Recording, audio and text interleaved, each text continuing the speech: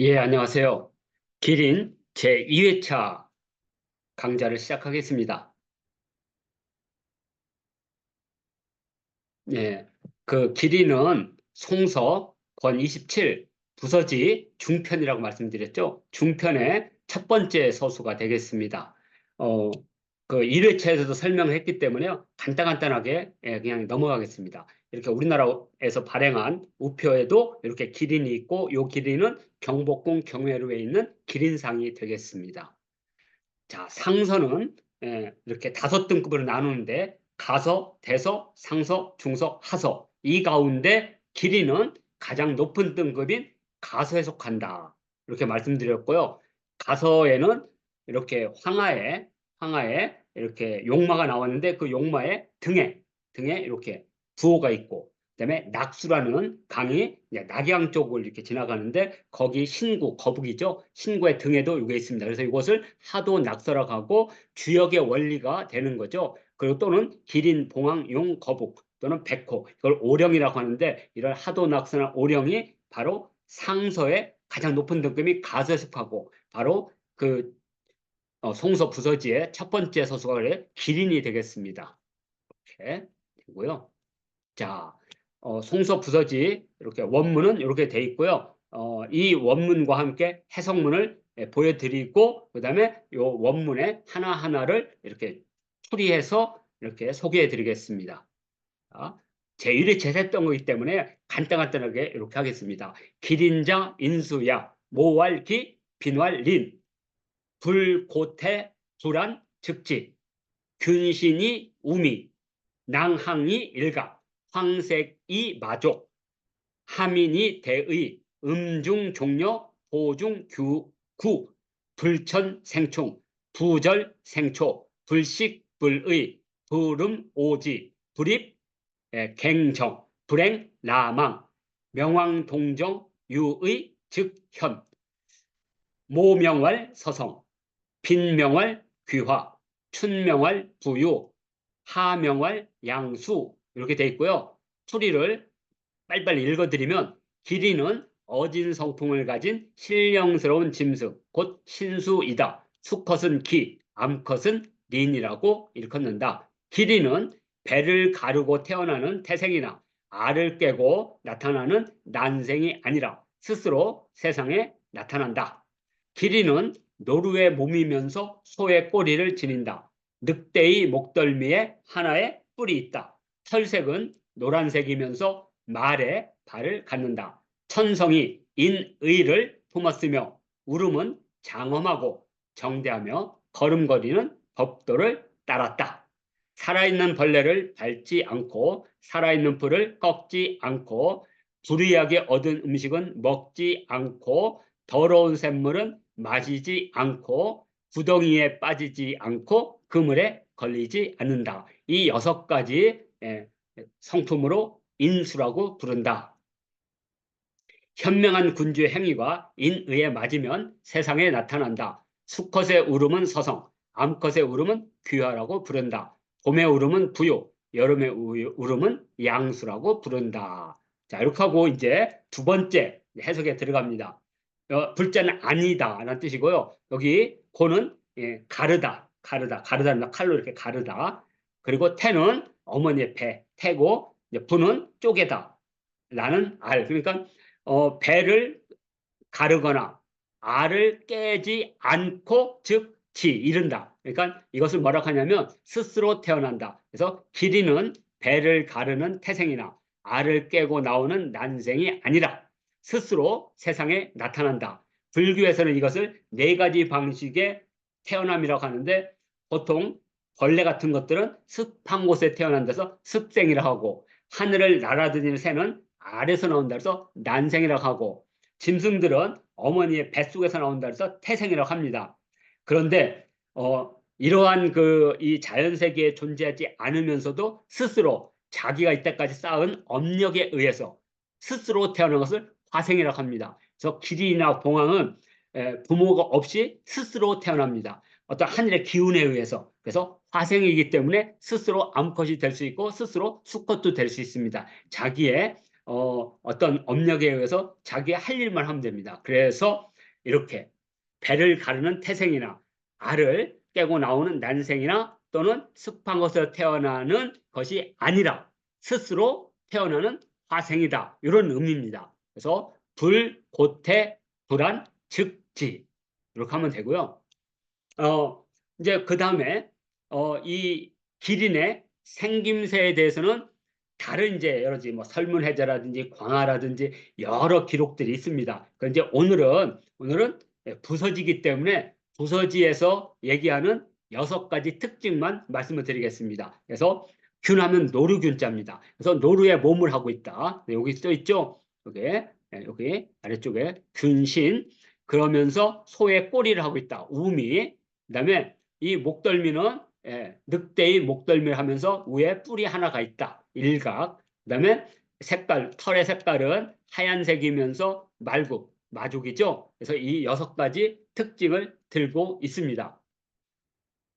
그러니까 이제 우리가 앞으로 어떤 이제 기린을 설명할 때 가장 기본적인 것은 균신, 우미, 낭항, 일각, 황색, 마족 이걸 기반으로 해서 점점 늘어납니다. 그러니까 늘어나는 것은 다음에 이제 그 부서지를 계속 이렇게 설명을 하면서 추가되는 것은 그때 설명하기로 하고 오늘은 원문에만 좀 더 충실하겠습니다. 자, 그다음에 함인의 대의 이렇게 되어 있습니다. 그래서 인과 의를 이렇게 인과 의를 상징하기 때문에 항상 두 쌍으로 하나는 색깔이 좀 다르죠. 그래서 인과 의 성격을 갖고 있다. 그래서 이렇게 두 개로 구분합니다. 두 개. 네. 자, 이 인의를 상징하는 것이 창경궁에는 함인정이라고 있습니다. 바로 이 함인정은 과거에 급제한 그러니까 그쪽에 춘당대시 같은 데서 과거에 급제한 이 장원자들이나 급제자들을 임금이 군주가 불러서 축하도 하고 이렇게 어사와도 꽂아주는 데가 바로 함인정입니다. 그래서 함인이라는 것은 바로 기린알을 뜻하는 글자이기도 합니다. 그래서 이 함인이 바로 기린을 상징하는 글자이기 때문에 이곳이 과거 급제자들을 위한 어떤 연회 장소라든지 또는 임금과 접견하는 장소라는 것을 이렇게 이 현판으로 표시한 겁니다. 그래서 함인정하면 기린과 관련된 이름이고 바로 이는 기린이 인과 의를 품었다는 데서 나온 이 정자의 이름이다. 이렇게 이해하시면 되겠습니다. 자, 그 다음에 이 공항의 울음은 종려라고 했습니다. 그러면 종려는 뭐냐? 고대 동아시아의 음계는 12개로 되어 있습니다. 그래서 이렇게 황종부터 음종까지. 그런데 이 중에 황종, 태주, 고선, 유빈, 이층, 무역은 양에 속하고 음률에 속하는 것은 대려, 협종, 중려, 임종, 남녀, 응종입니다. 그래서 이 양률의 첫 번째와 음률의 첫 번째의 글자 종려를 합해서 이 종려라는 것은 우주의 가장 이 규율과 법도에 맞는 소리라는 뜻입니다. 그러니까 소리가 어글러지지 않고 음계가 정확하다는 뜻입니다. 그래서 울음은 장엄하고 정대하로 번역을 합니다. 그러니까 울음은 우주의 운율에 맞는다 정도로 해석해도 뭐 틀리지 않습니다. 이렇게 표시하고요. 바로 이제 여기부터 황종부터 이렇게 대려까지 해서 요 12유를 기반으로 해서 고대 동아시아의 음을 표준을 삼고 이러한 음의 표준을 우리는 석경이라고 부르거나 또는 석경이라고 합니다. 그래서 이 음중 종려라는 것은 울음소리가 사악하거나 태폐하거나 이런 나약한 게 아니라 정확하게 우주의 소리와 맞닿는다로 이렇게 불렀습니다. 왜냐하면 우주의 가장 인하고 인의한 기운에 의해서 자생한 것이 기린이기 때문에 그 인의는 이 음의 법도에도 맞는 거죠. 그래서 이렇게 음중 종려했습니다. 그러니까 예를 들어서 우리가 어떤 분의 목소리를 저분의 강의를 들으면 정말 음중 종려하시다 그러면 목소리가 장엄하고 정대하며 따뜻하다 이렇게 인식하시면 되실 것 같습니다. 자, 그리고 걸음걸이 이렇게 막 달리고 뭐 이런 게 아니라 고중 규구 규와 구는 이렇게 건축이나 아니면 어떤 도안을 그릴 때 가장 기본이 되는 이 도구인데 규라는 것은 원을 그리는 이렇게 예? 우리가 컴파스 있죠? 컴파스를 규락하고 그다음에 떡쇠는 규락합니다. 그래서 규는 원을 그리고 부는 사각형을 그립니다. 그래서 원과 사각형 자체가 바로 하늘과 땅, 우주를 말합니다. 그래서 이러한 규구의 법칙으로 우주를 바라보고 우주의 모형을 만드는 것을 우리가 천원지방, 다른 말로는 개천우주관이라고 합니다. 그러니까 이 규구는 그런 말 그대로 규칙, 법도라고 번역합니다. 그래서 걸음걸이는 법도에 맞았다. 그래서 그 우리 국립중앙박물관에 가면 복희여화도가 있는데 이 복희여화도는 저쪽 서역에 있는 투르판 아스타나 고분군에서 일본의 오단이라는 사람이 강도질해서 가져온 것인데 1945년도 해방이 된 후에 일본으로 가져가지 못하고 우리 국립중앙박물관의 수장고에 남게 됩니다. 그래서 이 그림은 바로 국립중앙박물관의 여화 복희도 또는 복희여화도라고 복희와 여화가 지금 이렇게 컴파스를 들고 있고 여기 연지 곤지가 있는 것은 복희 그다음에 이쪽에는 남성으로서의 죄송합니다. 이 귤을 들고 있는 것은 여화 그리고 오른쪽에 떡새를 들고 것은 복희입니다. 그러니까 이 그림은 여화 복희도라고 합니다. 우리가 남성 중심 사이기 때문에 복희 여화도라고 하지만 궁극적으로는 여화 복희도입니다. 자, 여화 복희도를 우리가 이렇게 만날 수 있습니다. 이렇게 이 중국의 트로판, 실크로드를 가다 보면 트로판을 가게 되는데 그 트로판에는 바로 그 서유계 그 유명한 막 불이 나는 화염산이 있는 바로 그 지역입니다. 호두로 유명한 이 트로판에 가면 아스타나 고분군이 있습니다. 그 아스타나 고분군에서 바로 이 여화 복희도가 나옵니다. 그래서 그걸 기념해서 이렇게 복희 여화상이 이렇게 있습니다. 자, 그리고 또 현실 속에서는 어디서 만나느냐?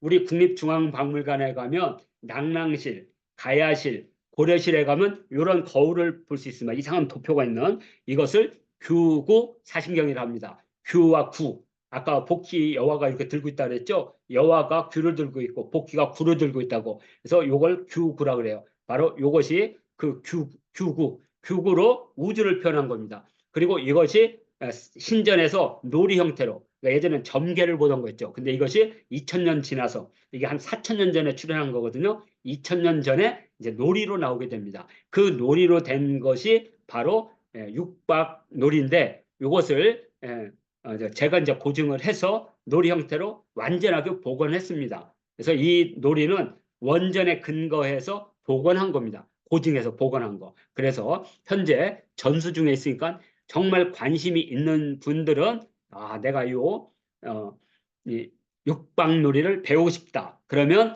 여기 전통놀이 TV가 있습니다. 유튜브 채널 중에. 그래서 거기에 오시면 이런 것을 어떻게 배우고 하는지를 이렇게 자세히 안내하고 있습니다. 그래서 이 규구란 말이 우주의 법칙을 말하는 거기 때문에 걸음걸이가 법도에 맞았다. 이렇게 번역을 하게 된 겁니다. 자, 그리고 이제 명왕은 현명한 왕이란 뜻입니다. 우리나라 성종실록에 보면 이런 말이 있습니다. 법은 천하를 공정하게 백성의 마음을 가지런히 하는 데 있다. 명왕은 이런 법의 지팡자이다. 법자 인주 소위 공천하 제중심자야. 고지명왕 집차지법. 그래서 명왕이 이런 법도 아까 그 거린이 그 기린이 종려의 음은 종려에 맞고 걸음걸이는 규구에 맞았다. 이것을 법의 집행이라고 합니다. 그래서 명왕 그런 법을 정확하게 집행하는 현명한 군주가 동정 움직임이니까 그런 현명한 군주가 있다면 유의 그 동정이 정말 의로움에 맞는다면 그분이 하는 행위가 의로움에 맞는다면 이 세상에 이건 이제 볼견자가 아니고 드러날 현자입니다. 그래서 곧 세상에 드러난다. 세상에 나타난다. 이렇게 하게 됩니다. 그래서 우리나라 조선시대 때는 기린이 나타났다는 그런 이제 기록은 나타나지 않지만 같은 시대 중국에는 궁중에 뭐 기린이 나타났다. 그래서 우리나라 임금, 뭐 태종이나 세종 임금이 기린이 나타난 것을 축하하기 위해서 이렇게 사신을 보내는 기록들이 우리나라 조선왕조실록에 있습니다. 그래서 명왕의 동정에 유의하면, 명왕의 동정이 의에 합당하다면 즉현 곧 세상에 나타나는 것이 기린이다. 이렇게 하고 우리가 1회차에서도 예고했듯이 기린이 1회, 2회, 3회차 강의가 끝나면 그 두 번째 서수가 동왕이라는 것을 이렇게 예고를 하고요. 이상으로 해서 기린 제2차 영상 강좌를 마치고 내용이 좋으셨다면 구독, 좋아요, 알림 설정, 그리고 주변에 널리 홍보해 주시면 감사하겠습니다. 자, 이상으로 기린 제2차 영상 강좌를 마치도록 하겠습니다.